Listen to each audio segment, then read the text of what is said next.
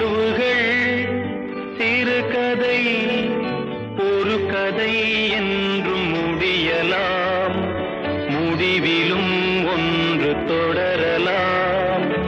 இனி எல்லாம் சுகமே.